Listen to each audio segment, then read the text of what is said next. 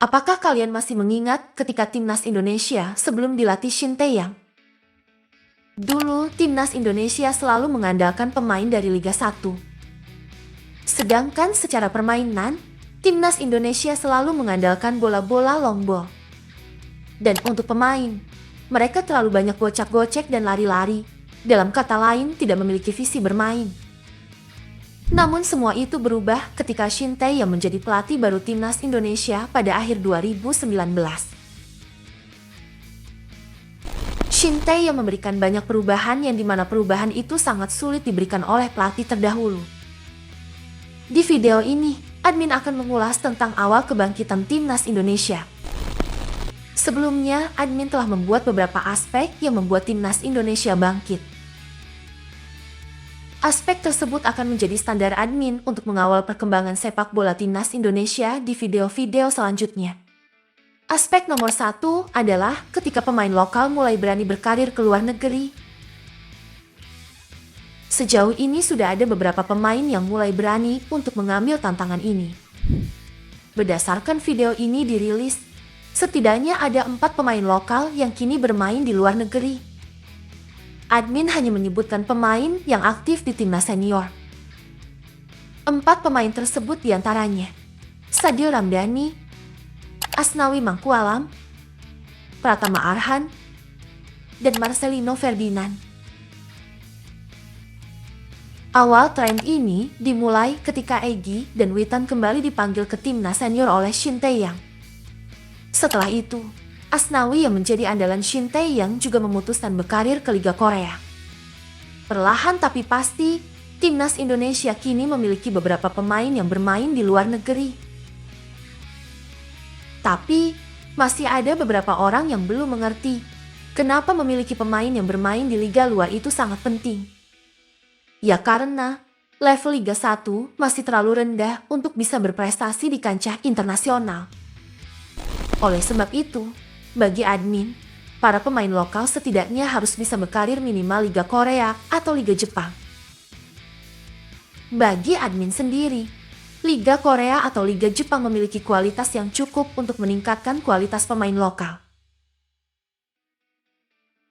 Aspek nomor 2 adalah Liga Indonesia bisa menjadi akademi bagi para pemain muda. Maksudnya adalah para pemain muda ini berhasil mendapatkan menit bermain dan pengalaman di klub masing-masing. Dan yang terbaru adalah Liga 1 kini telah memiliki regulasi, di mana setiap klub wajib memainkan satu pemain U23 sebagai starter minimal 45 menit. Dengan adanya regulasi ini akan membantu timnas Indonesia memiliki lebih banyak talenta muda. Setelah pemain tersebut berhasil mendapatkan menit bermain, mungkin salah satu dari mereka memiliki potensi untuk menjadi wonderkid. Aspek ini menjadi sangat penting untuk bisa mewujudkan aspek yang pertama. Salah satu contoh nyata adalah Marcelino Ferdinand yang kini telah bergabung dengan salah satu klub di Liga 2 Belgia. Sebelumnya, Marcelino mampu bersaing di Persebaya dan akhirnya mendapatkan kepercayaan di timnas senior.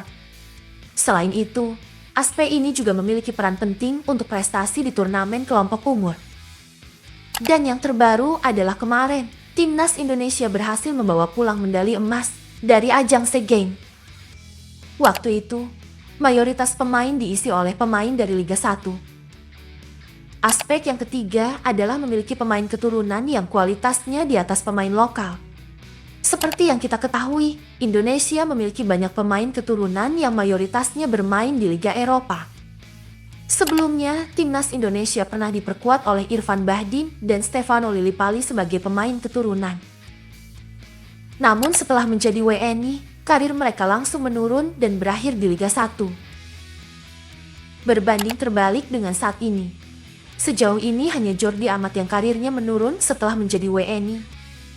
Bahkan beberapa dari mereka justru memiliki potensi untuk bermain di 5 liga top Eropa.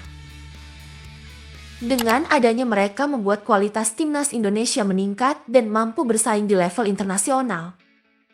Untuk saat ini pemain keturunan yang dimiliki timnas Indonesia mayoritas masih muda. Dengan usia mereka yang masih muda membuat masa depan timnas Indonesia cukup cerah. Sebenarnya masih ada beberapa pemain keturunan yang berminat untuk membela timnas Indonesia. Mungkin hanya masalah waktu untuk mereka bisa segera membela timnas Indonesia. Dan yang terakhir adalah memiliki pelatih yang mau membangun fondasi untuk timnas Indonesia. Dulu pola pikir kita adalah kalau pelatih tersebut tidak bisa memberikan gelar juara, maka layak diganti. Dan siklus tersebut terus terulang hingga Shin Tae-yong menjadi pelatih timnas Indonesia. Hasilnya adalah ketika para pemain sudah memiliki chemistry dengan pelatih. Namun karena tuntutan juara, membuat pelatih harus out dan harus memulai dari awal lagi. Faktor inilah yang membuat kita tidak pernah melihat timnas Indonesia berkembang. Namun semua itu berubah semenjak Shin Tae-yong menjadi pelatih timnas Indonesia. Shin Tae-yong membangun timnas Indonesia dengan memotong satu generasi dan membangun timnas dengan mayoritas pemain U23. Perlahan tapi pasti, permainan timnas Indonesia mulai berubah. Yang dulunya bermain long ball dan sekarang mulai bisa bermain build up.